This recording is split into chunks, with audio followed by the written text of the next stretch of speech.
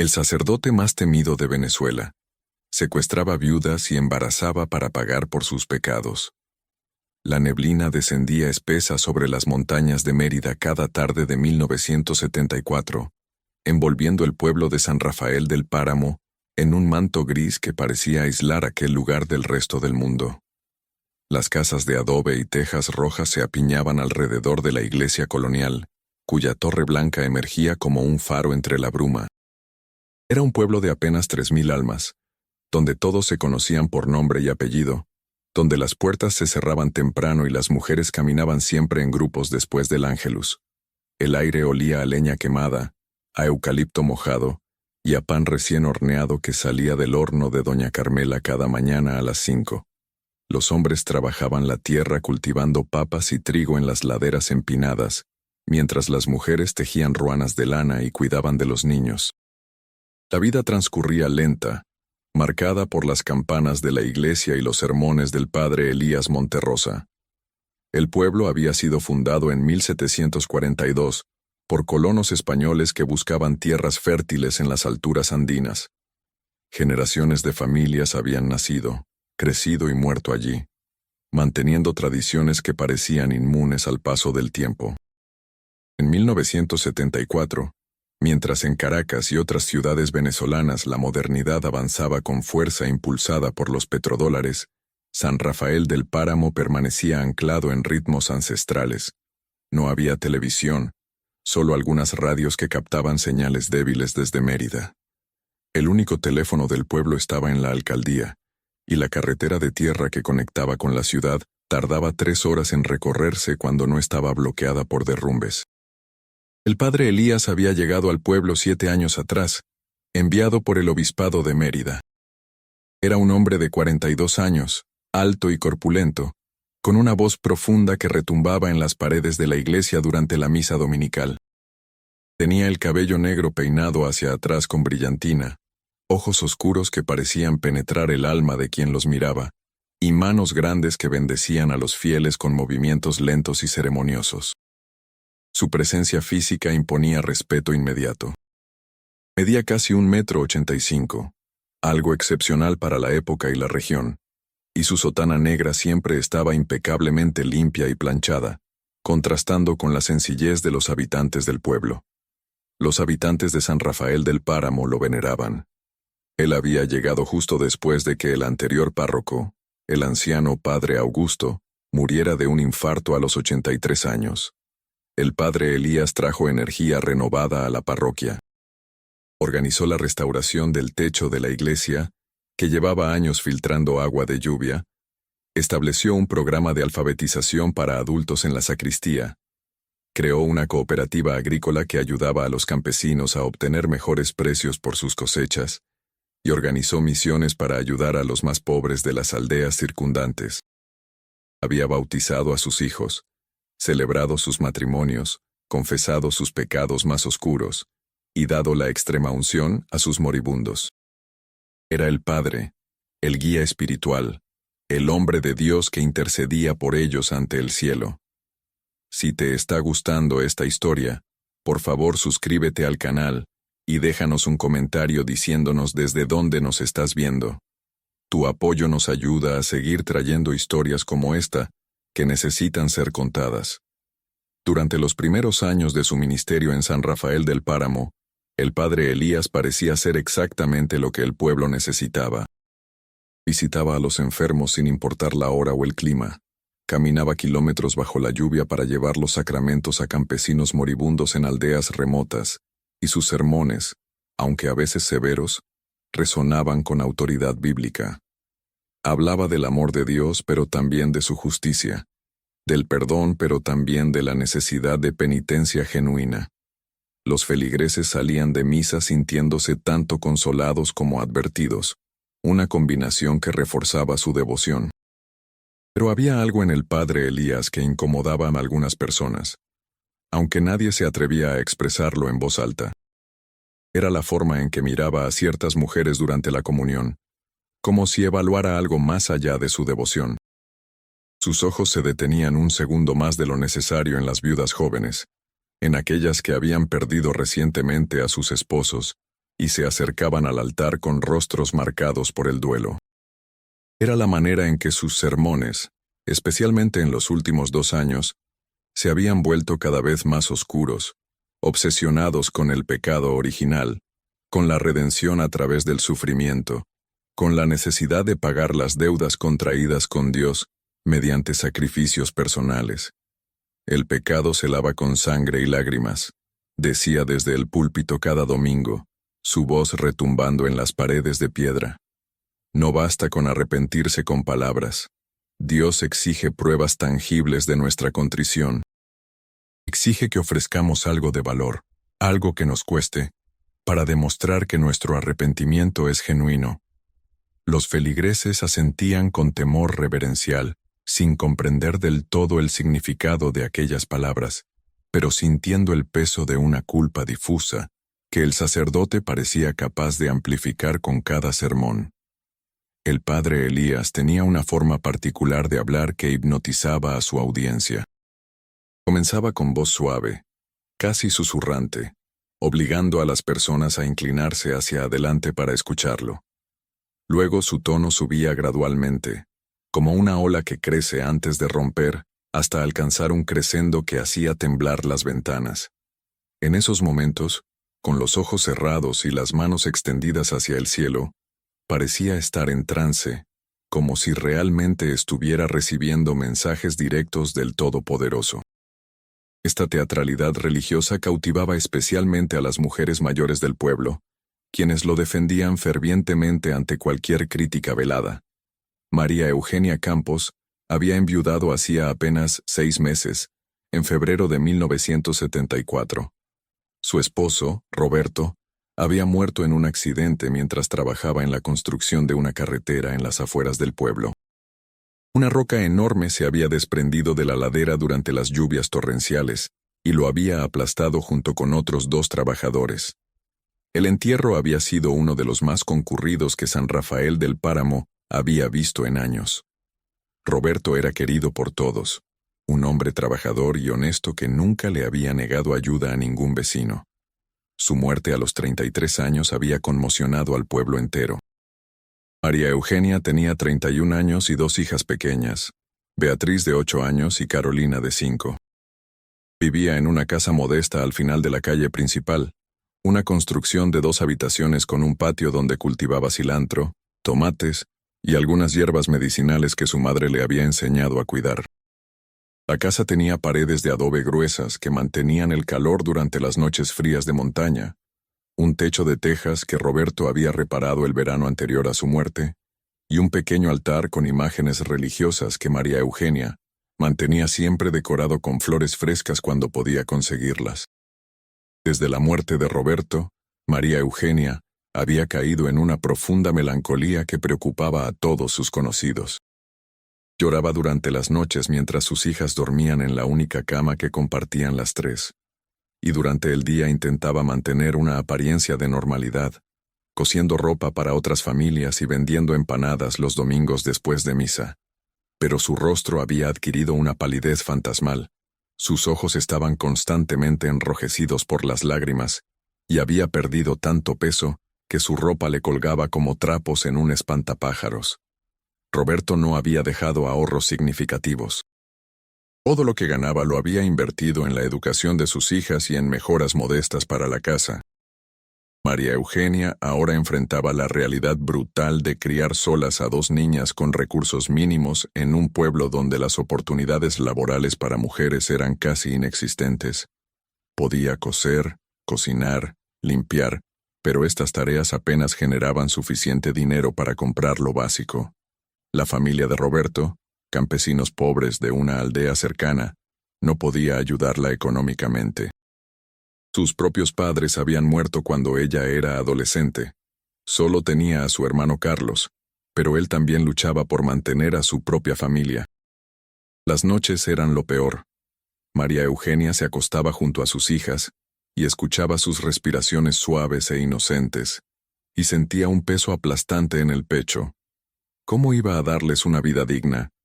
¿Cómo iba a pagar su educación? ¿Qué pasaría cuando crecieran y necesitaran cosas que ella no podía proporcionarles? Estas preguntas la atormentaban hasta el amanecer, cuando finalmente se levantaba exhausta, para comenzar otro día de trabajo agotador que apenas mantenía a flote a su pequeña familia. El padre Elías había comenzado a visitarla con frecuencia, bajo el pretexto de ofrecer consuelo espiritual. Al principio, María Eugenia agradecía las visitas. Venía 1 o 2 veces por semana, generalmente a media tarde cuando las niñas estaban en la escuela. El sacerdote traía bendiciones, rezaba con ella, hablaba de la voluntad divina y de cómo Roberto estaba en un lugar mejor, libre de los sufrimientos terrenales. Le llevaba comida ocasionalmente, frutas de los árboles de la rectoría, pan bendito de la misa.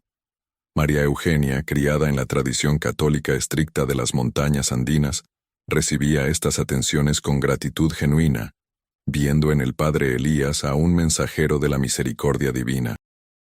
Pero poco a poco, de manera tan gradual que María Eugenia apenas lo notó al principio, las visitas se volvieron más frecuentes y los temas de conversación más perturbadores. El padre Elías comenzó a hablarle del pecado que cargaba, de cómo la muerte de Roberto no era simplemente un accidente, sino una señal de que ella debía expiar culpas pasadas. Dios no hace nada al azar, hija mía, le decía mirándola fijamente con aquellos ojos oscuros que parecían ver a través de ella. Cada tragedia tiene un propósito. Cada sufrimiento es una oportunidad para purificar el alma. Roberto era un buen hombre, pero su muerte te fue enviada como prueba. Dios está evaluando tu fe, tu capacidad para soportar la cruz que te ha sido asignada. María Eugenia no comprendía de qué pecados hablaba. Ella había sido una esposa devota, fiel en pensamiento y obra. Había sido una madre amorosa que anteponía las necesidades de sus hijas a las propias. Había sido una mujer que iba a misa todos los domingos sin falta, que rezaba el rosario cada noche antes de dormir, que confesaba hasta los pensamientos más insignificantes que pudieran considerarse impuros. ¿Qué más podía Dios exigir de ella? ¿Qué pecado había cometido que mereciera el castigo de quedarse viuda y en la miseria con 2 hijas pequeñas? Pero el padre Elías insistía con una persistencia que gradualmente minaba la confianza de María Eugenia en su propia inocencia. Hablaba de pensamientos impuros que ella podría haber tenido sin darse cuenta, de momentos de vanidad cuando se miraba al espejo, de instantes de soberbia cuando se sentía orgullosa de sus hijas o de su capacidad para manejar el hogar. El pecado más peligroso es el que no reconocemos, le decía con voz grave, el que se esconde en los rincones oscuros del corazón y crece silenciosamente como un tumor maligno. Tú crees que eres buena, María Eugenia, pero Dios ve lo que tú no ves. Ve tus faltas secretas, tus momentos de duda, tus instantes de rebeldía contra su voluntad. La confundía con palabras retorcidas, con lógica circular que no tenía sentido pero que sonaba tan autoritativa, tan cargada de peso teológico, que María Eugenia comenzó a dudar de sí misma. Comenzó a preguntarse si efectivamente había algo malo en ella que había provocado la ira divina. Comenzó a analizar cada pensamiento, cada acción, buscando la falla que el padre Elías insistía que existía. Esta autocrítica constante la fue erosionando lentamente, preparándola psicológicamente para aceptar lo que vendría después. Las hermanas Vázquez, Matilde y Josefina, 2 solteronas de 60 años que vivían juntas en una casa frente a la plaza, habían comenzado a notar las visitas frecuentes del padre Elías a casa de María Eugenia. Ellas pasaban gran parte del día sentadas en su portal tejiendo y observando el ir y venir del pueblo. «Es extraño», comentaba Matilde mientras sus agujas de tejer producían un sonido rítmico. «El padre visita a María Eugenia 2, a veces 3 veces por semana. Siempre cuando las niñas están en la escuela. Siempre se queda al menos 1 hora». Josefina, la menor de las 2 hermanas, frunció el ceño. «¿No crees que estás malinterpretando? Es un sacerdote haciendo su trabajo pastoral. María Eugenia está sufriendo.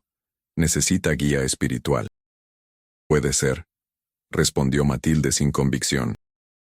Pero he vivido 70 años y nunca vi al padre Augusto visitar a viudas con tanta frecuencia.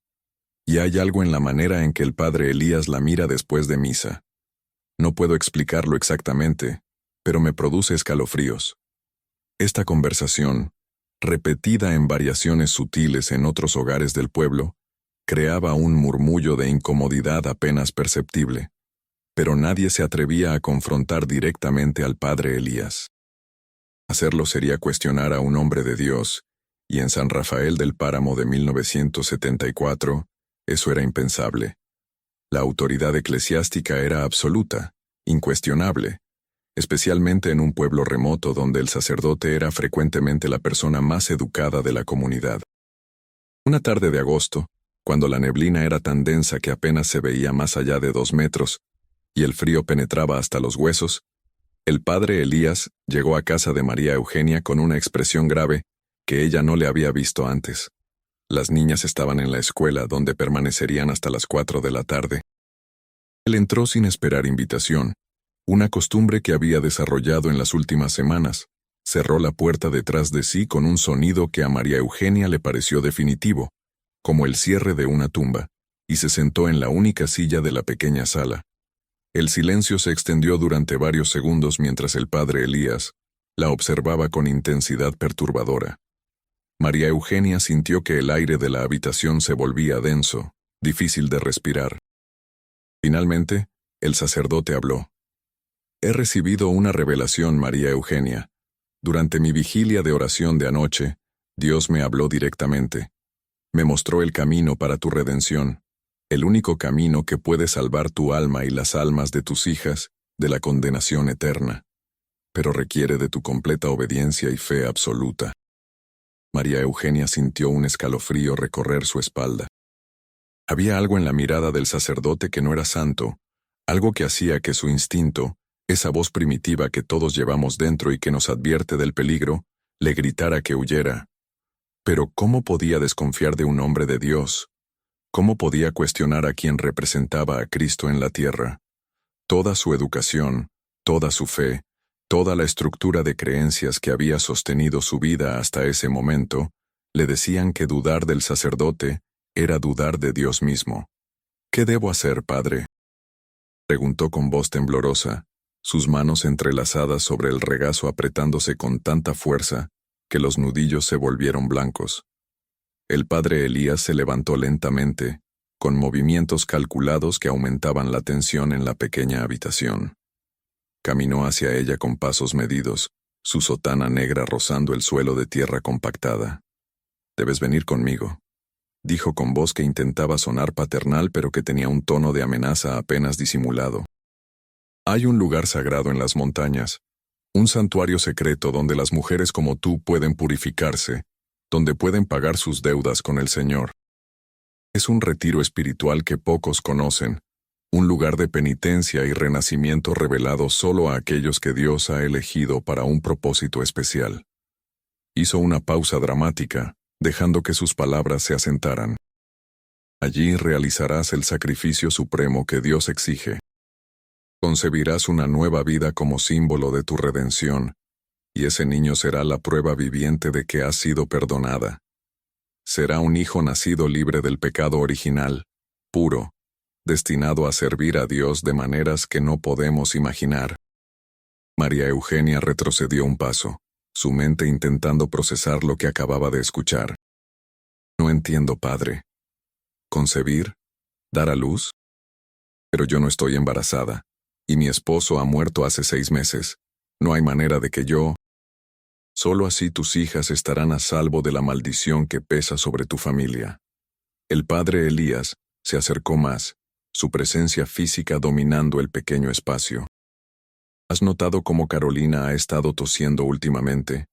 ¿Has visto cómo Beatriz ha tenido pesadillas cada noche? Esas son señales, María Eugenia. La maldición ya está comenzando a afectarlas. Si no actúas ahora, si no cumples con la voluntad divina, tus hijas sufrirán consecuencias terribles. Podrían enfermar. Podrían morir».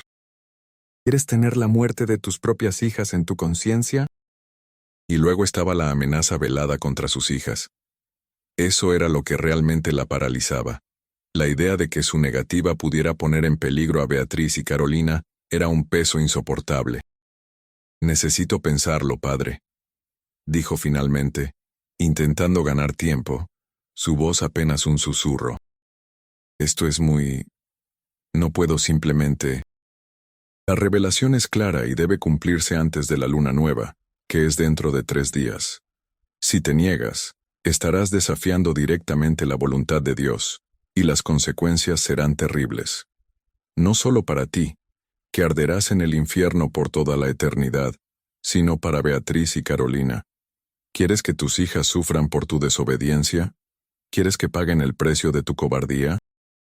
La amenaza ya no era velada. Era directa, brutal, diseñada para explotar su mayor vulnerabilidad, el amor incondicional por sus hijas. En ese momento de confusión y terror, el padre Elías aprovechó para tomar su mano con fuerza. Sus dedos eran como tenazas que se cerraban alrededor de su muñeca, dejando marcas rojas en la piel. «Ven conmigo ahora. Solo por unos días, una semana a lo sumo. Nadie lo sabrá. Yo mismo cuidaré de tus hijas mientras estés ausente. Les diré a todos que has ido a Mérida a visitar a un familiar enfermo. Nadie cuestionará mi palabra.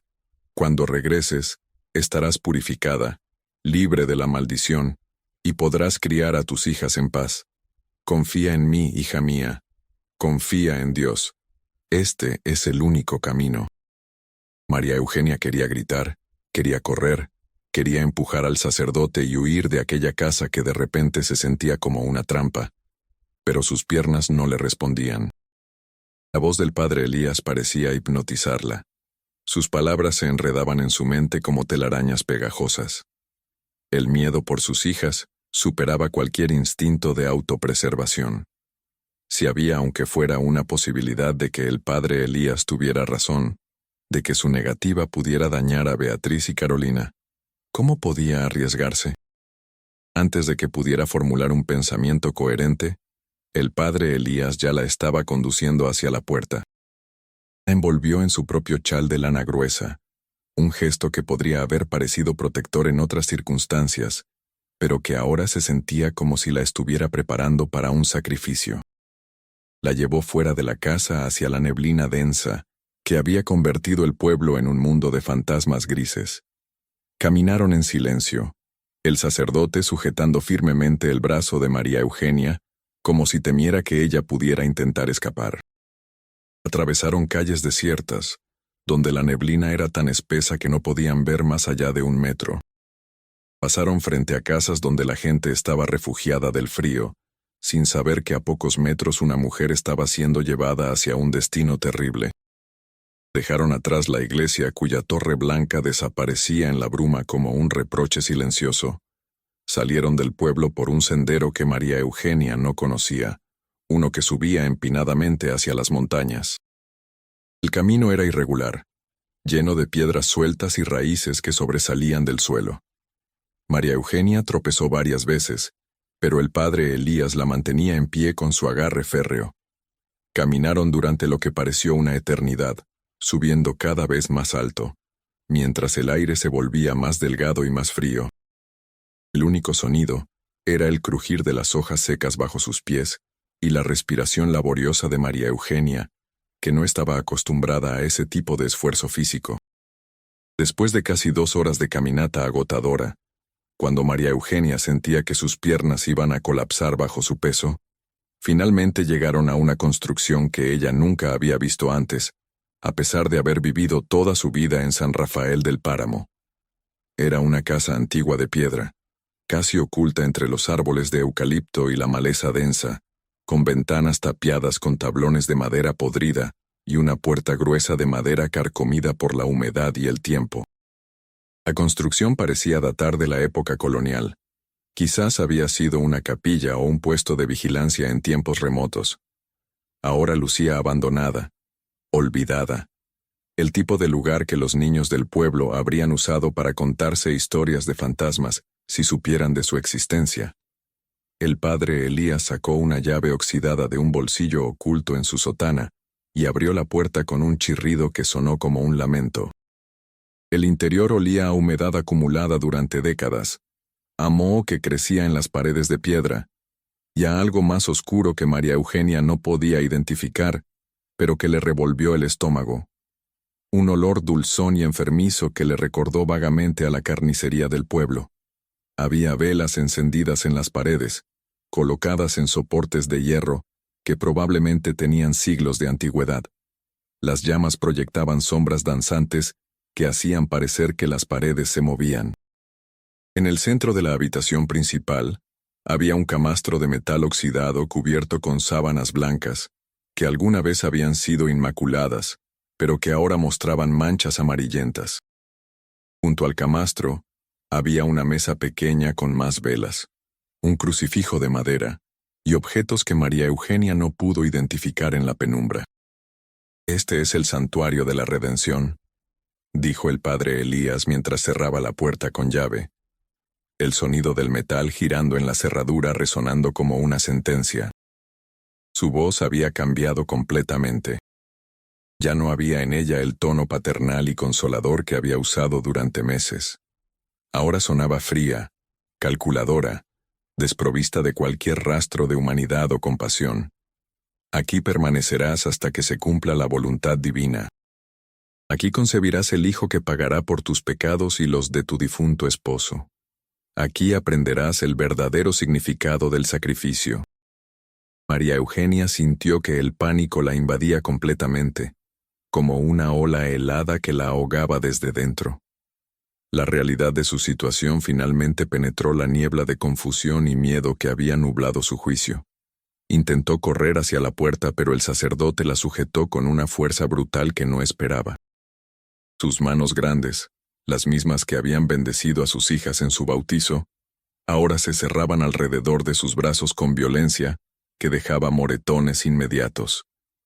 «No te resistas», le ordenó con voz completamente desprovista de emoción. «La resistencia solo aumenta el sufrimiento. He hecho esto muchas veces antes, María Eugenia. Sé exactamente cómo manejar a mujeres como tú. Acepta tu destino con humildad, y todo terminará más rápido. Pelea, y haré que cada momento sea una agonía». En ese momento, María Eugenia comprendió la horrible verdad con una claridad que cortaba como un cuchillo. El hombre al que había venerado, al que había confiado su alma y la de sus hijas, al que había recibido en su casa con gratitud y respeto, era un monstruo disfrazado de santo. Todas sus palabras sobre redención, sobre la voluntad de Dios, sobre el sacrificio necesario, eran mentiras diseñadas para manipularla, para hacerla dudar de su propio juicio, para quebrar su resistencia hasta que fuera demasiado tarde para escapar. Pero ya era demasiado tarde. Estaba atrapada en aquel lugar remoto, aislada del mundo por la neblina y la distancia, a merced de un depredador que había perfeccionado su método durante años. María Eugenia gritó con todas sus fuerzas, un grito que contenía todo su terror y desesperación, pero el sonido fue absorbido por las gruesas paredes de piedra. Nadie podía escucharla. Nadie vendría a rescatarla. El padre Elías la arrastró hacia el camastro, mientras ella luchaba con la desesperación de alguien que pelea por su vida. Pero él era mucho más fuerte, y además tenía la ventaja de la experiencia. De un cajón oculto sacó cadenas y grilletes que obviamente había usado antes. Con movimientos eficientes, practicados, sujetó los tobillos de María Eugenia a los postes del camastro. Ella seguía gritando, seguía luchando, hasta que él le puso una mano sobre la boca con tanta fuerza que sintió que le rompería la mandíbula. «Silencio», siseó cerca de su oído. «Grita todo lo que quieras después cuando ya no importe, pero ahora necesito que escuches con mucha atención». Esperó hasta que María Eugenia, exhausta y aterrorizada, dejó de forcejear. «Vas a permanecer aquí.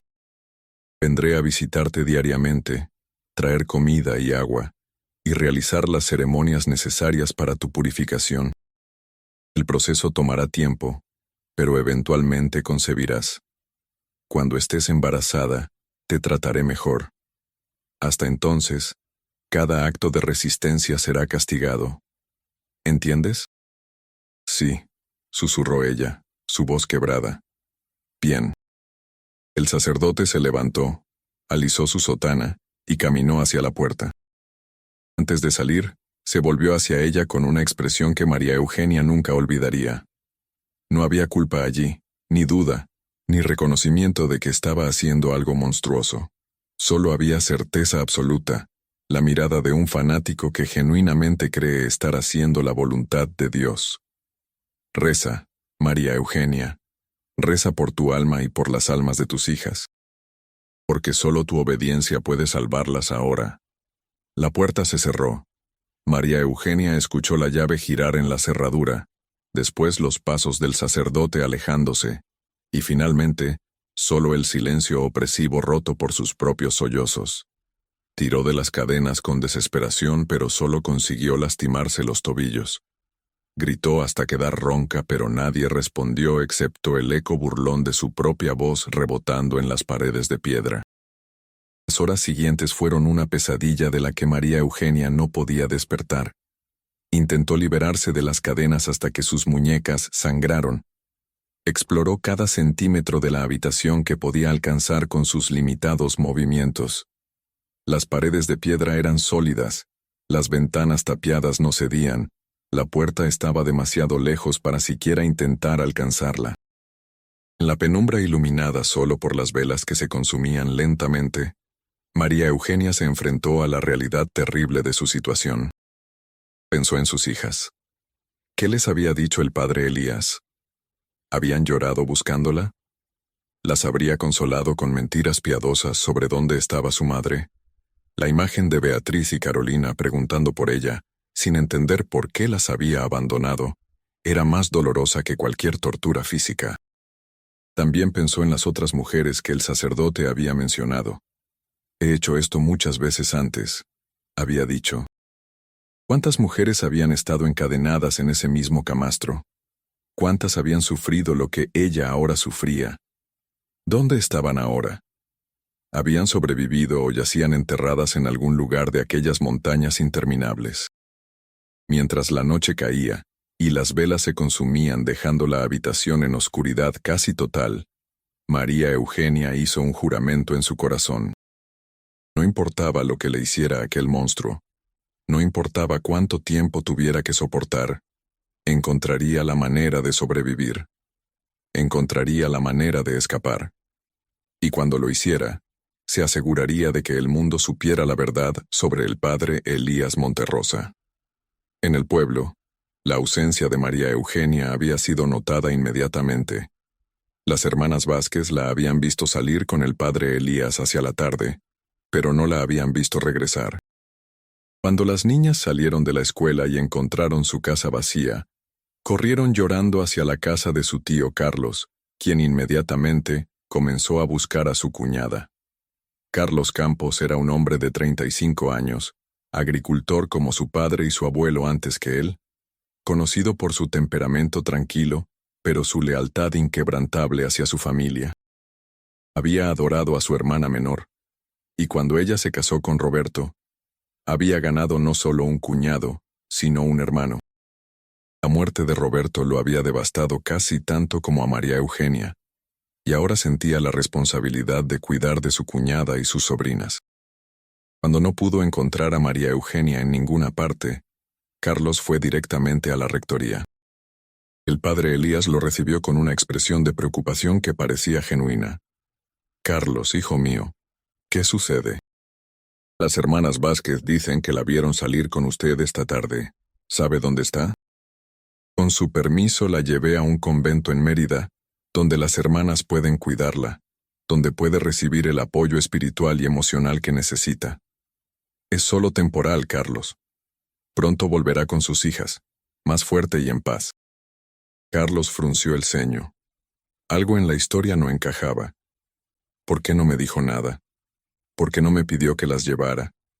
¿Y cómo llegaron a Mérida? No hay transporte hasta mañana. Tengo un acuerdo con un conductor de una aldea cercana que me debe favores, respondió el sacerdote sin titubear.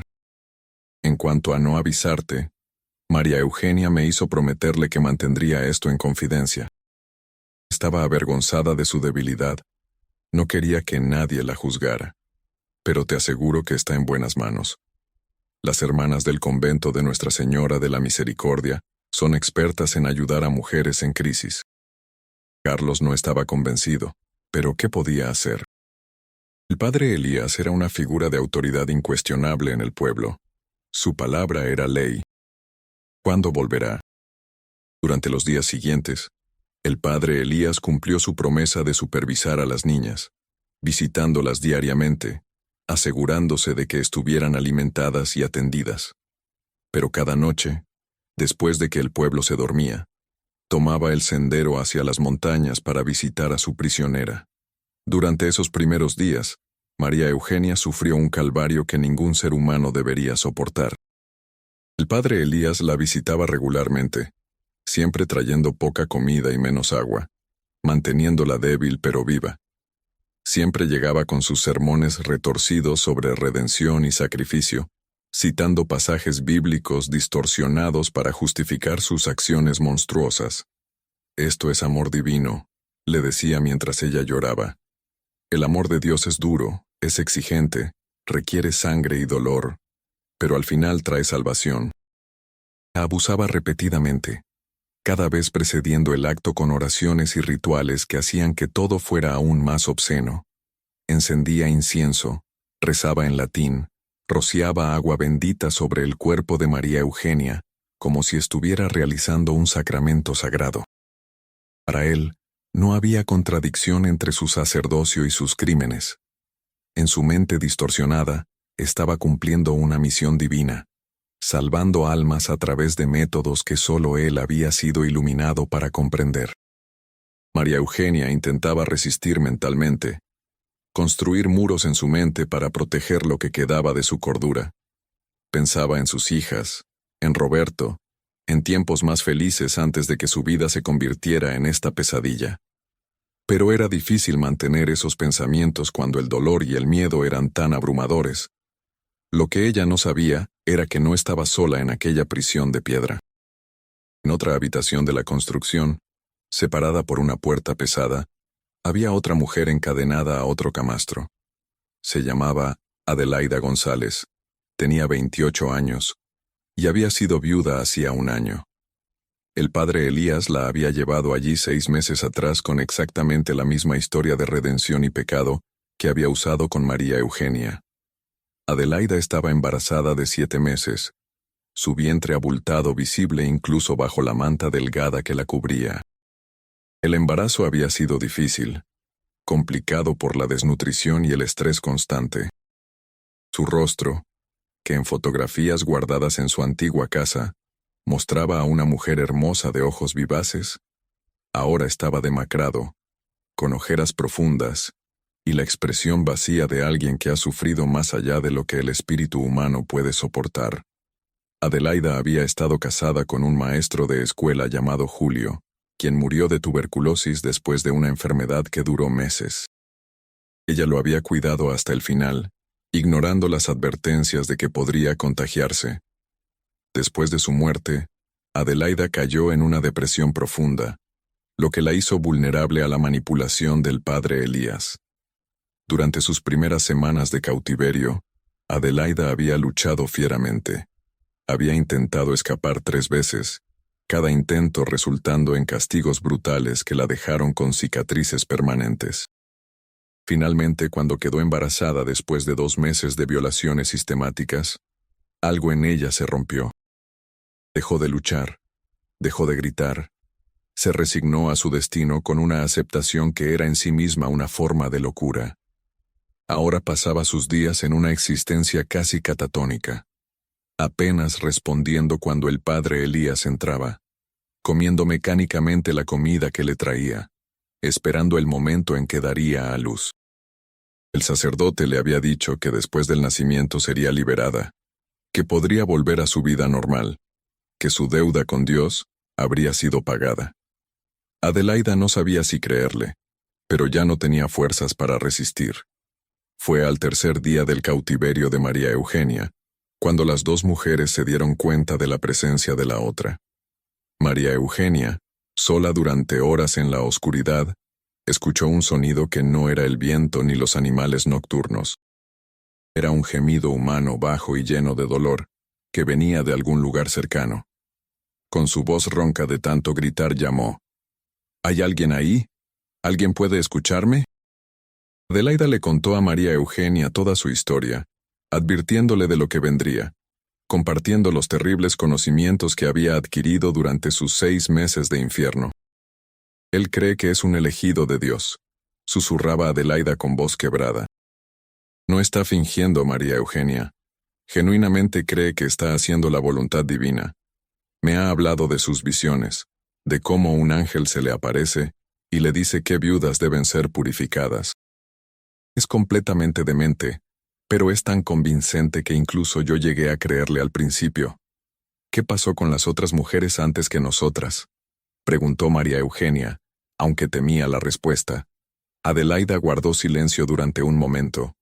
Cuando habló, su voz era apenas un susurro. Teresa Morales murió durante el parto.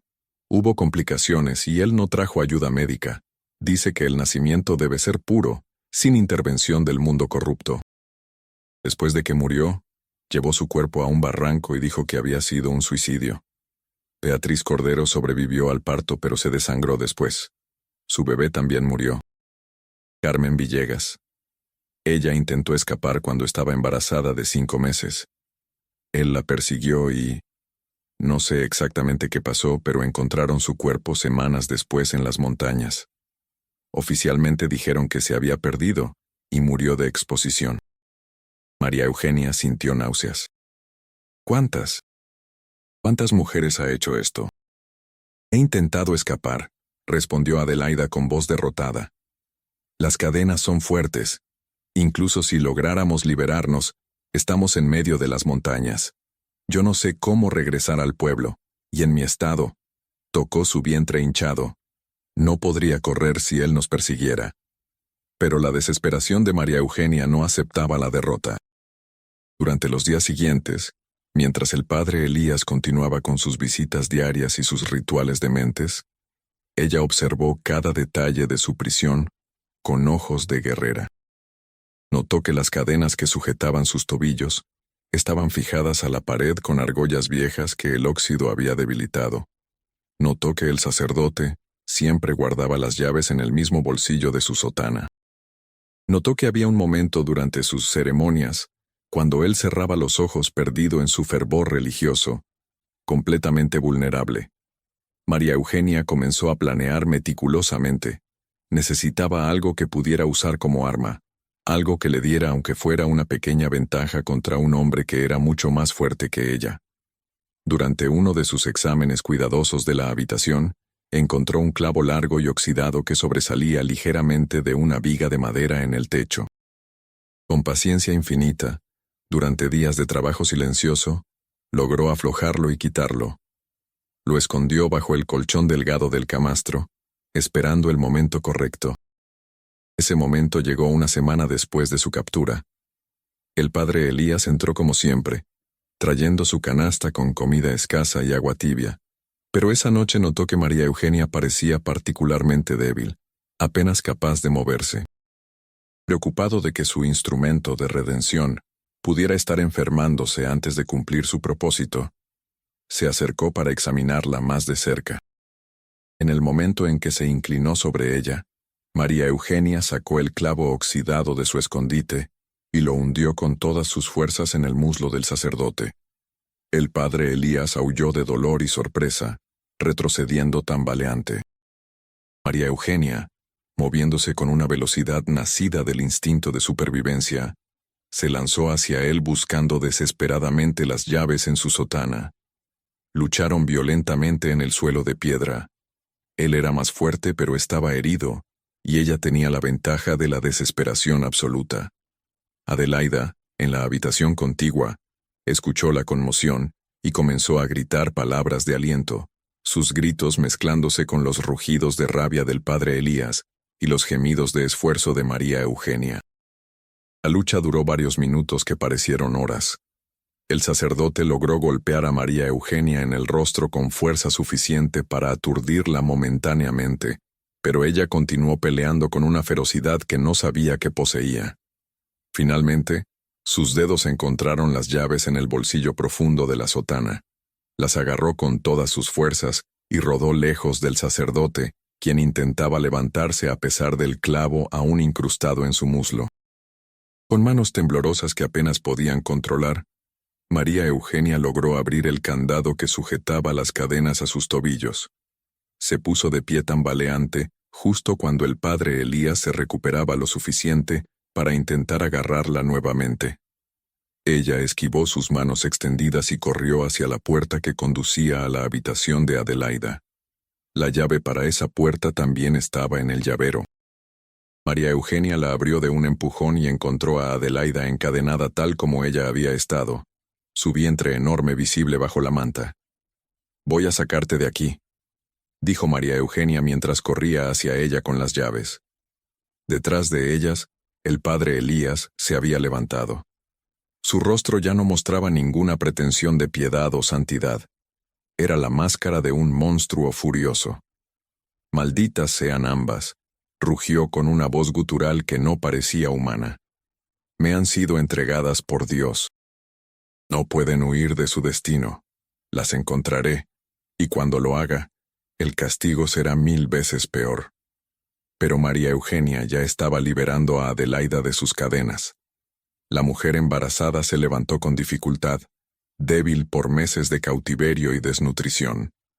Las dos corrieron hacia la puerta principal mientras el padre Elías cojeaba detrás de ellas, el clavo aún en su pierna limitando su movilidad. María Eugenia encontró la llave correcta después de varios intentos frenéticos. La puerta se abrió con un chirrido, y las dos mujeres salieron a la noche fría de montaña. La neblina era densa como siempre, pero ahora en lugar de ser una prisión, se convirtió en su aliada. Corrieron sin rumbo fijo, guiándose solo por el instinto y el terror. Detrás de ellas podían escuchar los gritos del padre Elías, pero sus voces se fueron alejando gradualmente. Adelaida, debilitada y embarazada, apenas podía caminar, mucho menos correr. María Eugenia la sostenía, prácticamente arrastrándola, mientras bajaban por la pendiente de la montaña entre árboles y rocas que apenas podían ver en la oscuridad. Tropezaron múltiples veces, cayendo sobre el suelo húmedo y piedras afiladas que les cortaban las manos y las rodillas. Adelaida gemía de dolor con cada movimiento, una mano protegiendo su vientre mientras la otra se aferraba desesperadamente a María Eugenia. «No puedo más», jadeó Adelaida después de casi una hora de huida. «Déjame aquí, salva tu vida, vuelve con tus hijas». «No te voy a dejar», respondió María Eugenia con fiereza. «Nos vamos juntas o no nos vamos. Ese monstruo ya ha robado suficientes vidas, no le daremos otra». Continuaron avanzando, más lento ahora pero sin detenerse. La neblina era tan espesa que María Eugenia no tenía idea de si estaban yendo en la dirección correcta. Podían estar alejándose del pueblo en lugar de acercarse. Pero cualquier dirección era mejor que quedarse en aquella casa de horror. Cada paso que las alejaba del padre Elías era una pequeña victoria. Las horas pasaron con agonizante lentitud. La noche en las montañas era helada, y las dos mujeres solo llevaban ropas delgadas que no ofrecían protección contra el frío. Sus dientes castañeteaban, sus cuerpos temblaban incontrolablemente. Adelaida comenzó a tener contracciones. No eran fuertes aún, pero eran regulares, una señal ominosa de que el estrés de la huida había iniciado el trabajo de parto prematuramente. «El bebé viene», susurró Adelaida con terror en su voz. «Es demasiado pronto. Estoy solo de 7 meses. Si nace aquí, en las montañas, sin ayuda». Pero mientras hablaba, María Eugenia se dio cuenta de que estaba perdida. Habían estado caminando durante horas y no había señal del pueblo, ni luces, ni sonidos de civilización. Solo el silencio opresivo de las montañas, roto ocasionalmente por el grito de un ave nocturna, o el susurro del viento entre los árboles de eucalipto. Justo cuando María Eugenia comenzaba a sentir que la desesperanza la vencería, que morirían perdidas en aquellas montañas interminables, vio algo a través de la neblina. Una luz débil y parpadeante. Al principio pensó que era una alucinación, un truco cruel de su mente agotada. Pero Adelaida también la vio. «Hay una luz», susurró. «¿La ves?» Habían encontrado el camino de regreso. Con renovada energía nacida del alivio, las dos mujeres tambalearon hacia las primeras casas del pueblo. Era cerca de la medianoche, y la mayoría de los habitantes estaban dormidos, pero había algunas luces encendidas en ventanas dispersas. María Eugenia, usando las últimas fuerzas de su voz dañada, comenzó a gritar pidiendo ayuda. La primera persona en escucharla fue don Ramiro Soto, un anciano de 70 años que sufría de insomnio y pasaba las noches fumando en su portal. Cuando vio a las dos mujeres emerger de la neblina como apariciones espectrales, cubierta de barro y sangre, con ropas hechas jirones, casi se cae de su silla del susto. «¡Madre Santísima!», exclamó dejando caer su cigarrillo. «¡Socorro! Vengan rápido. Hay mujeres heridas aquí». En minutos varias personas salieron de sus casas con linternas y lámparas de querosene. La conmoción atrajo a más y más habitantes hasta que había una multitud reunida alrededor de María Eugenia y Adelaida, todos hablando al mismo tiempo, haciendo preguntas, expresando shock y preocupación. Lucía Ramírez, despertada por el alboroto, llegó corriendo desde su casa al otro lado de la plaza.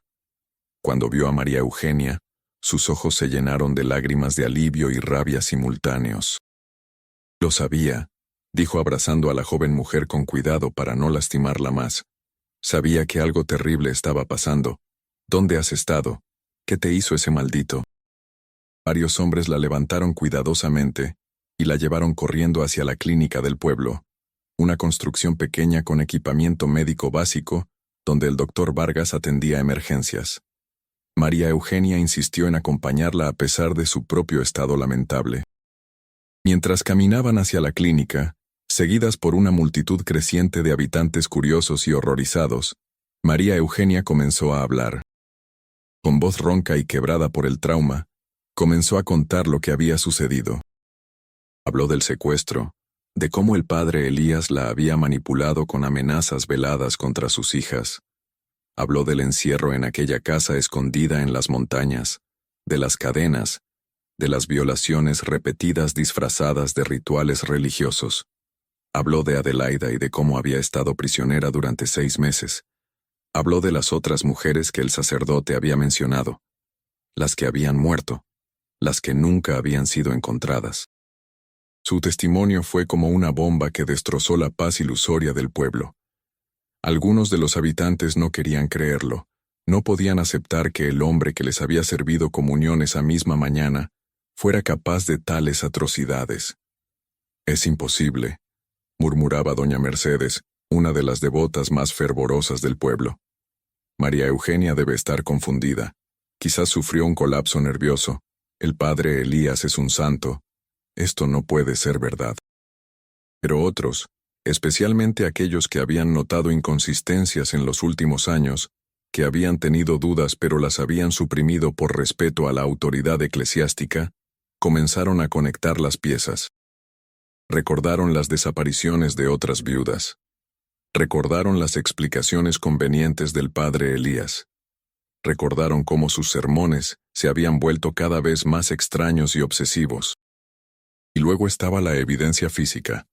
2 mujeres destrozadas, una de ellas obviamente embarazada después de haber sido viuda durante 1 año. No había malentendido posible. No había confusión que pudiera explicar esto. En la clínica, el doctor Vargas examinó a Adelaida con expresión de horror creciente.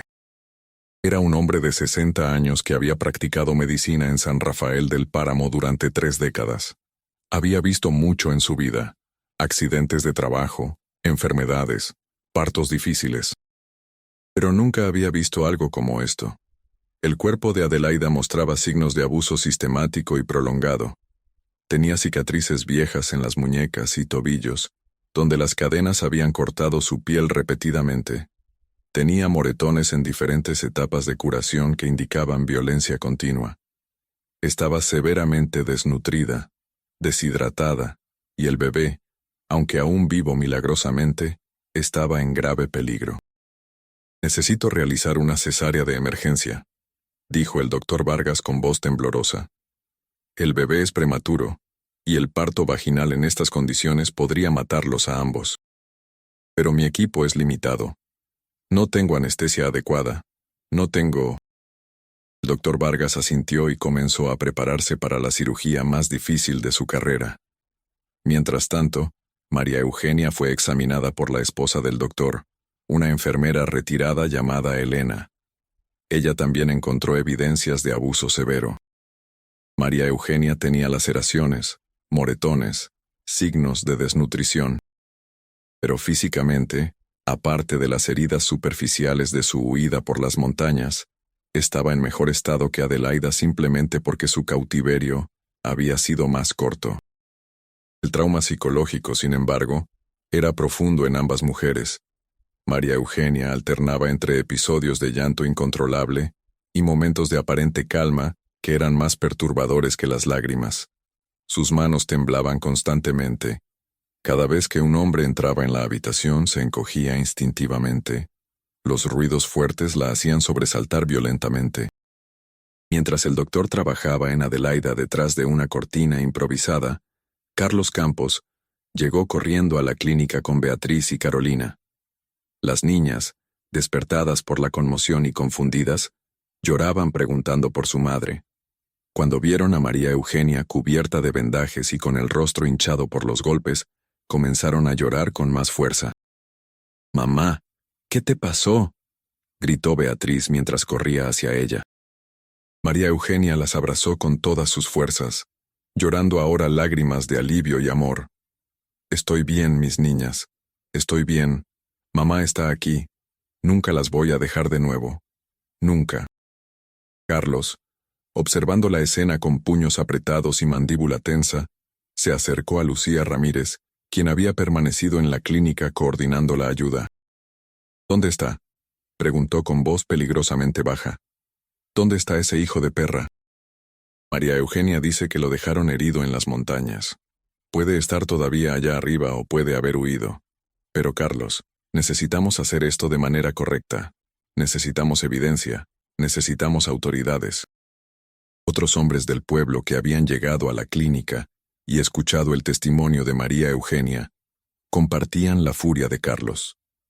Se estaba formando un grupo de justicieros, hombres armados con machetes, palos, herramientas agrícolas, determinados a encontrar al padre Elías y hacer que pagara por sus crímenes. Lucía sabía que no podía detenerlos, y parte de ella no quería hacerlo. Pero tenía suficiente sentido común para saber que necesitaban evidencia concreta si querían que este escándalo llevara a cambios reales, a que la iglesia rindiera cuentas. Antes de ir a buscarlo, dijo en voz alta, captando la atención de todos, necesitamos ir a esa casa en las montañas. Necesitamos documentar todo lo que está allí. María Eugenia, ¿puedes indicarnos cómo llegar?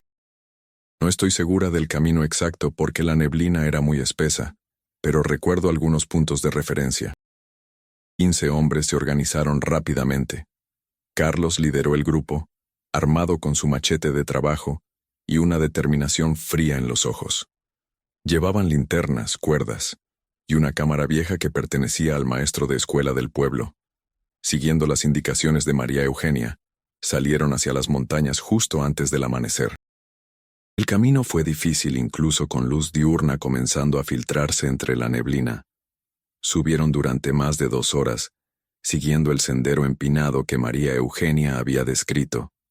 Finalmente, escondida entre eucaliptos y maleza densa, encontraron la casa de piedra. La puerta principal estaba abierta, moviéndose ligeramente con el viento. Los hombres entraron cautelosamente, sin saber si el padre Elías seguía allí, pero el interior estaba vacío. Las velas se habían consumido completamente, dejando solo charcos de cera endurecida. Las cadenas colgaban de las paredes como serpientes metálicas. Había manchas de sangre en el suelo de piedra, algunas frescas, otras más viejas y oscurecidas por el tiempo. «Dios mío», susurró uno de los hombres, persignándose a pesar de que estaban en el lugar donde un supuesto hombre de Dios había cometido atrocidades. Carlos caminó lentamente por las habitaciones, su rostro una máscara de rabia contenida. Encontró la habitación donde María Eugenia había estado encadenada, después la habitación de Adelaida. En una tercera habitación más pequeña, encontraron lo que parecía ser las posesiones personales del padre Elías, una sotana de repuesto, algunos libros religiosos y un baúl de madera viejo. Dentro del baúl estaba el cuaderno que Adelaida había mencionado. Carlos lo abrió con manos temblorosas. Las páginas estaban llenas de escritura meticulosa, fechas, nombres, descripciones detalladas. Era la confesión completa de un hombre que creía estar documentando actos sagrados en lugar de crímenes horrendos. El cuaderno confirmaba todo lo que María Eugenia y Adelaida habían dicho, y era peor de lo que nadie había imaginado. Había 11 nombres listados, 11 mujeres durante los 7 años que el padre Elías había estado en San Rafael del Páramo. Algunas de ellas estaban marcadas como redimidas mediante el sacrificio supremo, el eufemismo retorcido del sacerdote para la muerte. Otras estaban marcadas como completadas, seguidas de fechas y notas sobre dónde habían sido colocados los bebés nacidos de esos embarazos forzados. Teresa Morales, cuyo cuerpo había sido encontrado en un barranco 3 años atrás, estaba en la lista con fecha de defunción y una nota. El Señor la llamó durante el parto. El hijo nació muerto. Ambos fueron devueltos a la tierra sagrada. Carmen Villegas, oficialmente perdida en las montañas hacía 2 años, tenía una nota más ominosa. Intentó huir. La voluntad de Dios fue severa con los desobedientes. Había 5 mujeres que nunca habían sido reportadas como desaparecidas porque no eran del pueblo sino de aldeas remotas circundantes, lugares aún más aislados que San Rafael del Páramo. El padre Elías las había seleccionado precisamente por eso. Mujeres que no serían extrañadas, cuyos familiares eran tan pobres e ignorantes que no harían preguntas cuando el sacerdote les dijera que sus hijas o hermanas habían ido a trabajar a otro lugar o se habían casado repentinamente. Pero lo más perturbador eran las anotaciones sobre los bebés. Algunos habían muerto durante el parto o poco después. Pero al menos 6 habían sobrevivido, y el padre Elías había documentado meticulosamente a qué instituciones religiosas o familias adineradas los había entregado. Familia Mendoza, Maracaibo, donación de 5,000 bolívares, decía una entrada. Orfanato de Santa Clara, Barquisimeto, aceptado sin preguntas, decía otra. El sacerdote había estado vendiendo bebés, traficando con las vidas nacidas de sus violaciones. Era un negocio para él, aunque uno que él genuinamente creía que estaba santificado por propósito divino. Los fondos que generaba los usaba para mantener su santuario y para otros gastos que nunca reportaba a la diócesis. Carlos cerró el cuaderno sintiendo náuseas. Fotografíenlo todo. Ordenó a los hombres que llevaban la cámara. Cada página, cada rincón de este lugar del demonio. Necesitamos evidencia que ni siquiera la iglesia pueda ignorar. Mientras fotografiaban metódicamente la casa y sus horrores, otro grupo de hombres inspeccionó los alrededores. Detrás de la construcción, parcialmente oculto por arbustos, encontraron algo que heló su sangre. Había varias cruces de madera rudimentarias clavadas en el suelo, 5 en total, sin nombres pero claramente marcando tumbas. Comenzaron a cavar con palas que habían traído. Las primeras 2 tumbas contenían los restos de bebés recién nacidos. La tercera y cuarta contenían cuerpos de mujeres adultas en diferentes estados de descomposición. La quinta tumba contenía los restos de lo que parecía ser una mujer y un bebé enterrados juntos. Cada descubrimiento era como un golpe al estómago, una confirmación visual de los horrores documentados en el cuaderno. «Ya es suficiente», dijo Carlos finalmente, su voz quebrada por la emoción. «Volvamos al pueblo. Tenemos toda la evidencia que necesitamos. Ahora tenemos que encontrar a ese monstruo antes de que escape». El grupo regresó a San Rafael del Páramo llevando el cuaderno, las fotografías y el testimonio de lo que habían visto. La noticia de lo que habían encontrado se extendió rápidamente. Para el mediodía todo el pueblo sabía la verdad completa sobre el padre Elías Monterrosa. La conmoción era absoluta. Muchas personas lloraban, algunas de rabia, otras de vergüenza por haber venerado a un monstruo durante 7 años. Lucía inmediatamente organizó el contacto con las autoridades. Usó el único teléfono del pueblo para llamar a la policía de Mérida y al obispado. Esta vez, con evidencia fotográfica, con múltiples testigos, con cuerpos enterrados y un cuaderno confesional, no podían ignorarla. La respuesta de la iglesia fue rápida pero predecible. El secretario del obispo expresó profunda preocupación y prometió una investigación exhaustiva. Pero Lucía, que había vivido suficientes años para conocer cómo funcionaban las instituciones, sabía que la iglesia intentaría minimizar el escándalo, proteger su reputación, encontrar maneras de culpar a factores externos en lugar de reconocer su propia complicidad. La policía fue más directa. Una unidad especial llegó al pueblo esa misma tarde, liderada por un teniente llamado Gustavo Moreno. Era un hombre de 40 años, veterano de la fuerza, que había visto muchos crímenes en su carrera, pero que visiblemente se conmocionó cuando le mostraron la evidencia. No tengo palabras, dijo después de leer algunas páginas del cuaderno. ¿Cómo pudo operar durante tanto tiempo sin ser detectado? Porque la iglesia movió sus piezas sin importarle a quién ponía en peligro. Y porque las víctimas eran mujeres pobres, viudas, personas que la sociedad considera desechables. El teniente Moreno organizó inmediatamente una búsqueda exhaustiva del padre Elías.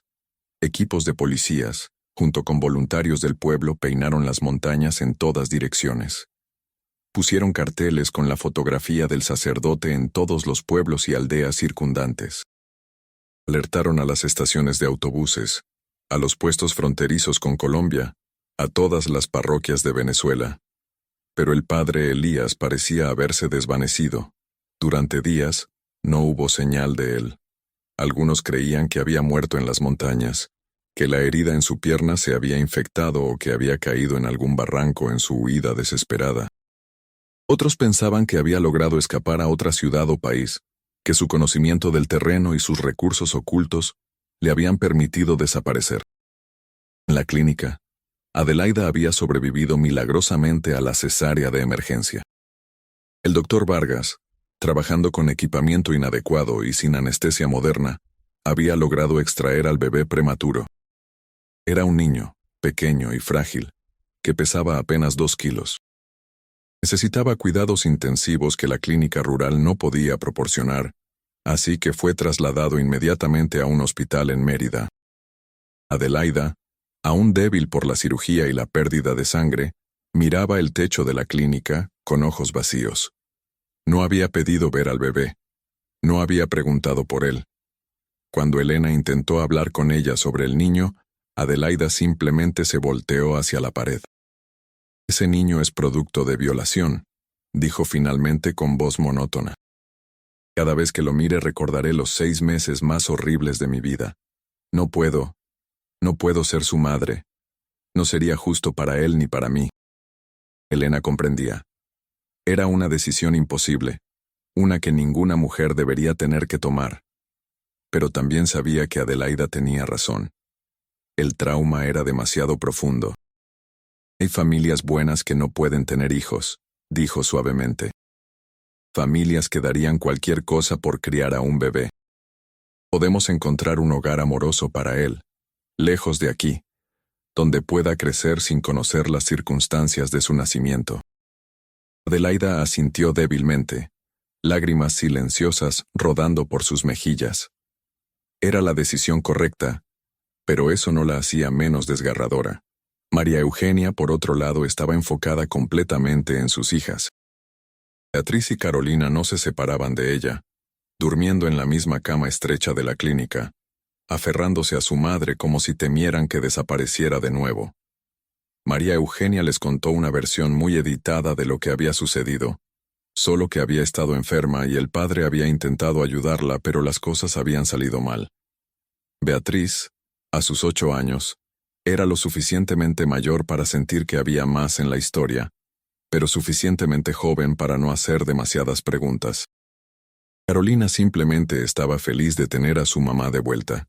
Jugaba con el cabello de María Eugenia, mientras ésta descansaba, cantándole las canciones de cuna que su madre solía cantarle a ella. Los días pasaron convertidos en semanas. La investigación policial continuaba pero sin resultados concretos sobre el paradero del padre Elías. El obispo finalmente hizo una declaración pública, condenando los actos del sacerdote y ofreciendo disculpas a las víctimas. Pero las palabras sonaban huecas, especialmente cuando se supo que el padre Elías había sido trasladado a San Rafael del Páramo desde otra parroquia precisamente porque había habido quejas sobre su comportamiento. Lucía confrontó al secretario del obispo cuando éste vino al pueblo para expresar solidaridad con las víctimas. «Ustedes sabían», le dijo frente a una multitud reunida en la plaza. Puede que no supieran exactamente qué hacía, pero sabían que era peligroso. Y en lugar de investigar, en lugar de proteger a sus feligreses, simplemente lo movieron aquí. Nos usaron como basurero para su problema. ¿Cuántas mujeres estarían vivas hoy si hubieran actuado con responsabilidad 7 años atrás? La iglesia permaneció cerrada durante meses. Muchas personas dejaron de asistir a misa permanentemente, su fe sacudida hasta los cimientos. En diciembre de 1974, 3 meses después de la fuga de María Eugenia y Adelaida, un campesino que buscaba leña en una zona remota de las montañas, a varios kilómetros de la casa de piedra, encontró un cuerpo. Estaba al fondo de un barranco profundo, parcialmente devorado por animales salvajes, en avanzado estado de descomposición. Los restos de ropa que quedaban sugerían una sotana negra. Los investigadores tardaron 2 semanas en recuperar el cuerpo y realizar la identificación. Los registros dentales, comparados con los archivos del obispado, confirmaron que era Elías Monterrosa. La autopsia reveló que había muerto de múltiples traumas consistentes, con una caída desde gran altura. El médico forense estimó que la muerte había ocurrido aproximadamente en el momento de la fuga de las mujeres, quizás unas horas después. La herida del clavo en su pierna había estado infectada, lo que probablemente había afectado su movilidad y juicio. Las circunstancias exactas de su caída nunca fueron completamente aclaradas. La posición del cuerpo y las lesiones sugerían que había caído mientras intentaba descender rápidamente por un sendero peligroso, probablemente huyendo o persiguiendo a las mujeres. El barranco estaba en una zona traicionera, donde el suelo se volvía inestable con la lluvia, y la neblina reducía la visibilidad a casi cero. Oficialmente, fue clasificado como muerte accidental. Pero en San Rafael del Páramo, había otras teorías. Algunos creían que el padre Elías, perseguido por la culpa o por el miedo de ser capturado, había terminado con su propia vida. La justicia divina lo alcanzó, decían. Dios mismo lo empujó por ese barranco.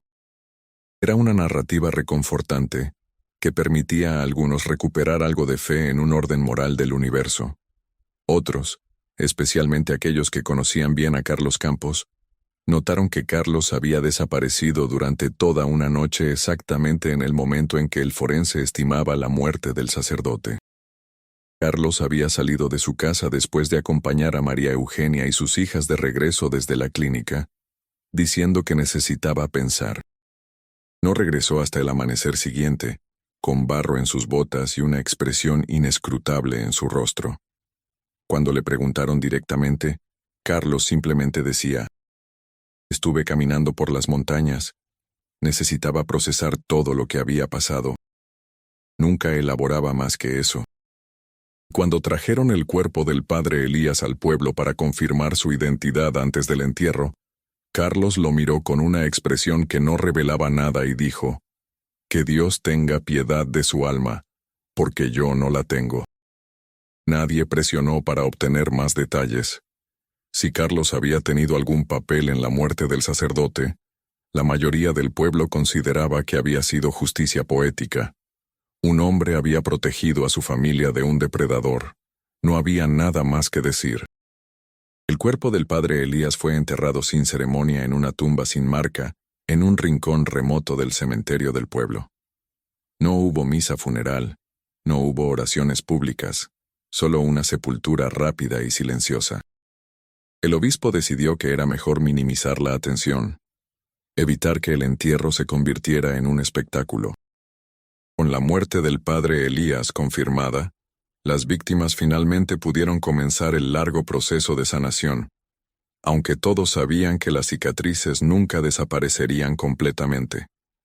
María Eugenia decidió mudarse a Mérida con Beatriz y Carolina.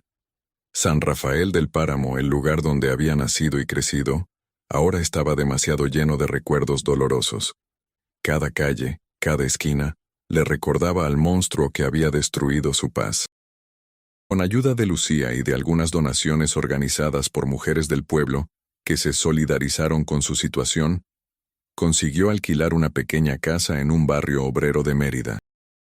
Encontró trabajo en una fábrica textil, trabajo duro que pagaba poco, pero que al menos era estable. Durante los primeros meses en la ciudad, María Eugenia vivía en un estado de hipervigilancia constante. No podía dormir sin dejar una luz encendida. No podía estar en habitaciones cerradas sin sentir pánico.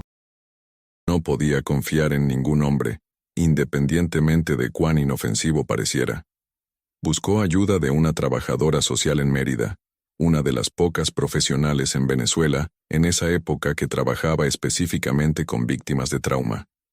Las sesiones fueron dolorosamente difíciles, reviviendo constantemente los horrores que María Eugenia intentaba enterrar. Pero lentamente, muy lentamente, comenzó a procesar lo que había vivido, a separar la culpa que sentía, irracional pero profunda, de la responsabilidad real que recaía completamente en su agresor. No fue tu culpa, le repetía la trabajadora social semana tras semana. Fuiste manipulada por alguien en una posición de poder extremo, alguien que explotó tu fe y tus miedos más profundos. No hay vergüenza en haber sido víctima, la vergüenza pertenece completamente a él. Beatriz y Carolina se adaptaron a la vida en Mérida más fácilmente que su madre. Los niños tienen una resiliencia notable. Hicieron nuevos amigos en la escuela. Se emocionaron con las cosas que la ciudad ofrecía que su pueblo no tenía. Pero Beatriz, la mayor, desarrolló un miedo intenso a las figuras de autoridad religiosa. Si veían a un sacerdote en la calle, se aferraba a su madre con pánico visible. María Eugenia entendía. Ella misma no podía entrar a una iglesia sin sufrir ataques de ansiedad severos. Los años pasaron. María Eugenia nunca volvió a casarse. Tuvo algunas relaciones breves, pero ninguna prosperó. El trauma había creado barreras que eran difíciles de superar. La intimidad física la aterrorizaba. Confiar en cualquier hombre con ese nivel de vulnerabilidad parecía imposible. Eventualmente dejó de intentarlo, enfocándose completamente en criar a sus hijas y construir una vida estable para ellas. Beatriz creció para convertirse en abogada, especializándose en defensa de víctimas de violencia de género. Su infancia, marcada por la ausencia repentina de su madre y el conocimiento gradual de lo que había sucedido, la había dirigido hacia la justicia. Carolina se convirtió en maestra, dedicando su vida a educar niños en comunidades pobres. Ambas mujeres se convirtieron en fuertes defensoras de los derechos de las mujeres, aunque ninguna hablaba públicamente sobre la historia de su madre. Era demasiado personal, demasiado dolorosa. María Eugenia vivió hasta los 72 años. Murió de un paro cardíaco en 2015, rodeada por sus hijas y 5 nietos. En sus últimos días, lúcida hasta el final, les habló a Beatriz y Carolina sobre aquellos terribles meses de 1974. Sobreviví, les dijo con voz débil pero firme. Ese monstruo intentó destruirme pero no pudo. Intentó robarme mi humanidad, mi futuro, mi capacidad de amar. Pero sigo aquí. Las crié a ustedes dos. Y cómo se convirtieron en mujeres increíbles. Conocí a mis nietos. Él no me quitó eso. No le di esa victoria. Hizo una pausa, respirando con dificultad. Quiero que sepan que no tienen que avergonzarse de lo que me pasó. No tienen que cargar mi trauma como si fuera suyo. Pueden hablar de esto, pueden usar esta historia para ayudar a otras personas, o pueden mantenerla privada. Lo que elijan está bien. Pero sepan que su madre fue más fuerte que el mal que intentó quebrarla. Cerró los ojos por última vez con una pequeña sonrisa en los labios, sabiendo que había cumplido su promesa de sobrevivir y darles a sus hijas una vida que valiera la pena vivir. Adelaida siguió un camino diferente. Después de recuperarse físicamente de la cesárea, se mudó a un pueblo costero en el estado Falcón, lo más lejos que pudo llegar de las montañas de Mérida. Se cambió el nombre legalmente a Ana Mercado, creando una nueva identidad que no estaba contaminada por el trauma. Durante años trabajó en una pescadería, viviendo una vida simple y anónima. No se casó. No tuvo más hijos. Mantuvo sus relaciones sociales al mínimo. El trauma la había dejado con una necesidad profunda de control y predictibilidad. La interacción social constante, con sus demandas emocionales y su imprevisibilidad, era demasiado agotadora. A veces, en las noches, Adelaida pensaba en el hijo que había dado en adopción.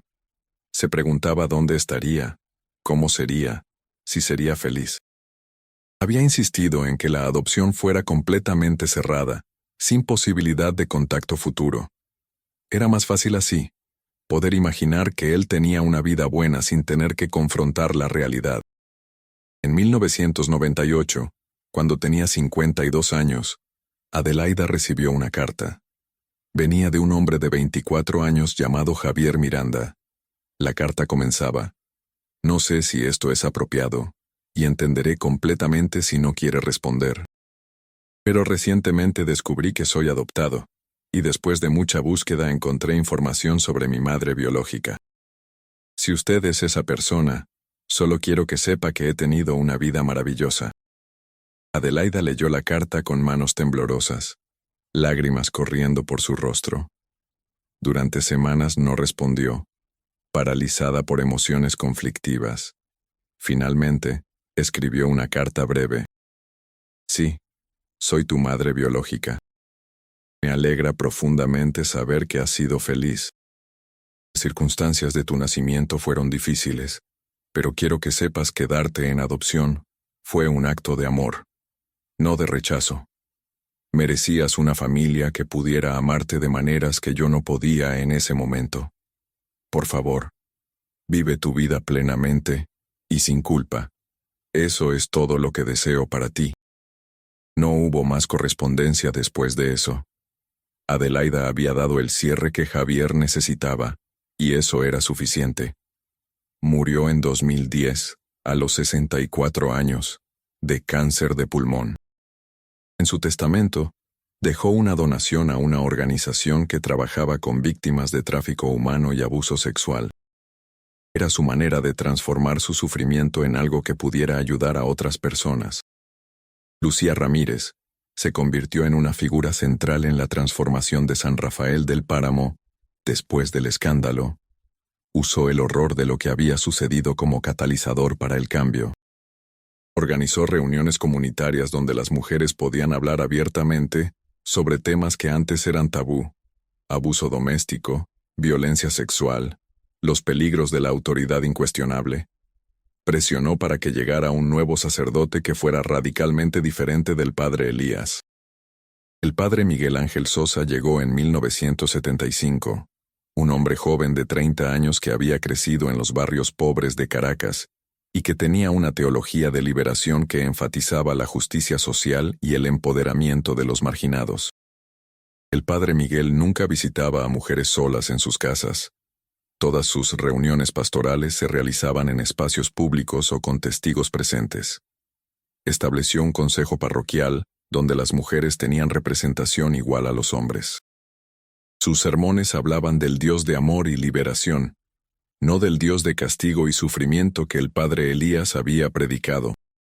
Lentamente, muy lentamente, la iglesia comenzó a llenarse de nuevo, no con la misma devoción ciega de antes, sino con una fe más madura, más cuestionadora, más consciente de que los seres humanos, Incluso aquellos en posiciones sagradas son capaces de un mal profundo. Lucía también presionó para que la historia se enseñara. No todos los detalles explícitos, pero sí la lección fundamental, que la autoridad debe ser cuestionada, que las víctimas deben ser creídas, que el silencio protege a los depredadores.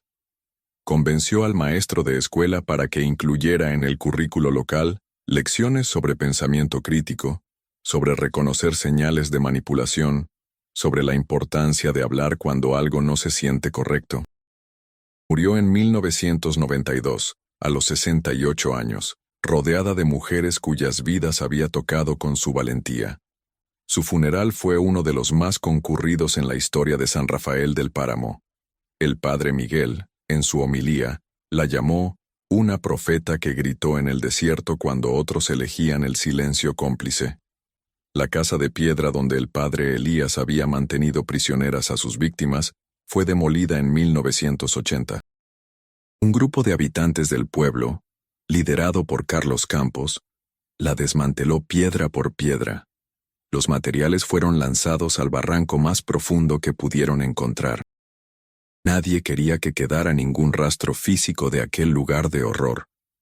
En el sitio donde había estado la casa, se plantaron árboles de araguaney, el árbol nacional de Venezuela, conocido por sus flores amarillas brillantes. Una placa de bronce fue instalada en 2010 que decía: en memoria de las víctimas del silencio. Teresa Morales, Carmen Villegas, Beatriz Cordero, y todas aquellas cuyos nombres nunca conocimos. Que sus voces nunca sean olvidadas. Que su sufrimiento nos enseñe a ser mejores.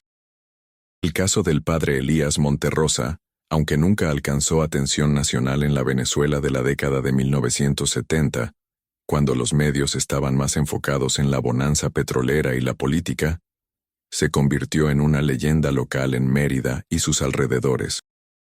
Las generaciones siguientes lo aprendieron como una advertencia, una historia de horror real que servía como vacuna contra la complacencia y la confianza ciega. Académicos y activistas que estudiaban la violencia institucional en América Latina eventualmente descubrieron el caso. En 2005, una investigadora de la Universidad de los Andes escribió una tesis doctoral sobre abuso clerical y complicidad institucional en el Venezuela rural del siglo XX, usando el caso del padre Elías como estudio central. El trabajo documentó no solo los crímenes del sacerdote, sino también cómo la jerarquía eclesiástica había facilitado sus acciones mediante negligencia deliberada. La tesis reveló que el padre Elías había sido acusado de comportamiento inapropiado en 3 parroquias diferentes antes de llegar a San Rafael del Páramo. En cada caso, la diócesis había elegido simplemente trasladarlo en lugar de investigar a fondo. Era un patrón que se repetiría décadas después en escándalos similares alrededor del mundo, demostrando que el caso del padre Elías no era una aberración, sino un síntoma de problemas sistémicos profundos. La investigación también rastreó qué había pasado con los bebés que habían sobrevivido. 3 de ellos pudieron ser localizados, incluyendo a Javier Miranda, el hijo de Adelaida. Todos habían sido adoptados por familias que no tenían idea de las circunstancias de su nacimiento. Los investigadores decidieron no contactarlos directamente, respetando su derecho a vivir sin el peso de un pasado que no habían elegido. En 2014, 40 años después de los eventos, un cineasta venezolano independiente hizo un cortometraje documental sobre el caso. Entrevistó a sobrevivientes, a habitantes del pueblo, al padre Miguel, ahora retirado pero aún vivo.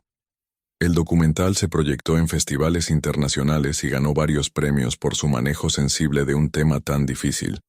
María Eugenia, aún viva en ese momento pero ya enferma, se negó a participar en el documental. He contado mi historia suficientes veces, le dijo al director. He usado mi dolor para ayudar a otras personas en privado, pero no necesito que el mundo entero lo vea. Mi historia es mía, no es entretenimiento. El director respetó su decisión, y la película usó solo material de archivo y entrevistas con otros participantes. La Iglesia Católica en Venezuela emitió una disculpa oficial en 2015, reconociendo finalmente la responsabilidad institucional en el caso del padre Elías y en otros casos similares que habían surgido a lo largo de las décadas. Fue una victoria simbólica para los activistas que habían presionado por años para obtener ese reconocimiento, aunque muchos argumentaban que llegaba demasiado tarde para las víctimas que ya habían muerto sin ver justicia real. Hoy en 2026, San Rafael del Páramo es un pueblo diferente del que era en 1974. La carretera fue finalmente pavimentada en 1995, conectando el pueblo más efectivamente con Mérida. Internet llegó en 2010, trayendo acceso a información y comunicación que habrían sido inimaginables en aquellos años. La población joven ha migrado en gran medida a las ciudades, dejando principalmente a los ancianos que recuerdan los viejos tiempos. La iglesia, restaurada varias veces a lo largo de las décadas, todavía se alza en el centro del pueblo, pero la asistencia a misa es una fracción de lo que era. Las nuevas generaciones, cuando escuchan la historia del padre Elías, no pueden entender cómo sus abuelos pudieron confiar tan ciegamente en un solo hombre, pero los ancianos recuerdan. Recuerdan cómo era vivir en un mundo donde las autoridades raramente eran cuestionadas, donde la estructura social dependía de jerarquías rígidas, donde el acceso a información externa era casi inexistente. No pueden juzgarnos con los ojos del presente, dice don Arturo Méndez, ahora de 92 años, uno de los pocos sobrevivientes de aquella época. Nuestro mundo era diferente. Nuestras opciones eran limitadas. Hicimos lo mejor que pudimos con lo que teníamos. Y cuando finalmente vimos la verdad, actuamos. Tiene razón, por supuesto. La historia del padre Elías Monterrosa no es solo sobre un depredador individual, es sobre cómo los sistemas de poder funcionan, cómo los depredadores aprenden a explotar esos sistemas, y cómo las comunidades pueden ser tanto cómplices como víctimas. Es sobre la importancia de creer a las víctimas incluso cuando sus acusaciones desafían nuestras creencias más fundamentales sobre el mundo. Es sobre el coraje de mujeres como María Eugenia, quien a pesar del terror paralizante, encontró la fuerza para luchar por su libertad. Como Adelaida, quien sobrevivió meses de tormento y aún tuvo la compasión de desear una buena vida para el hijo nacido de su sufrimiento.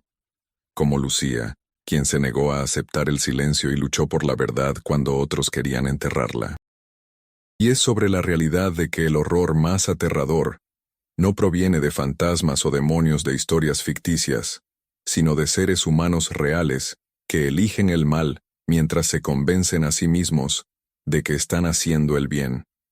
Monstruos que se esconden detrás de sotanas y cruces, que usan las palabras sagradas de fe y redención como armas para manipular y controlar. La neblina de las montañas de Mérida sigue descendiendo cada tarde sobre San Rafael del Páramo, envolviendo el pueblo en su abrazo frío exactamente como lo hizo en 1974. Pero ahora, cuando las mujeres caminan por esas calles en la penumbra, lo hacen con la cabeza en alto, recordando a aquellas que vinieron antes, a aquellas que sobrevivieron, a aquellas que hablaron. El terror que una vez habitó ese lugar ha sido nombrado, expuesto, confrontado. Y aunque las cicatrices permanecen, también lo hace la resiliencia de quienes se negaron a ser definidas únicamente por el mal que se les infligió. Esta es la historia que necesita ser contada y recordada, no para glorificar el horror, sino para honrar a las víctimas y para recordarnos que el silencio es el mayor aliado de los depredadores. Que creer a las víctimas importa, que cuestionar a aquellos en posiciones de poder no es irreverencia, sino responsabilidad. Y que incluso en los momentos más oscuros, cuando la neblina parece impenetrable y el camino imposible de encontrar, hay quienes tienen el coraje de luchar, de escapar, de hablar y de sobrevivir. Que las voces de Teresa, Carmen, Beatriz, María Eugenia, Adelaida y todas las otras nunca sean olvidadas. Que su sufrimiento no haya sido en vano. Y que sus historias continúen inspirando a generaciones futuras a construir un mundo donde tales atrocidades sean cada vez más difíciles de cometer, donde las víctimas sean creídas inmediatamente y donde ninguna institución, sin importar cuán sagrada se proclame, esté por encima de la rendición de cuentas y la justicia.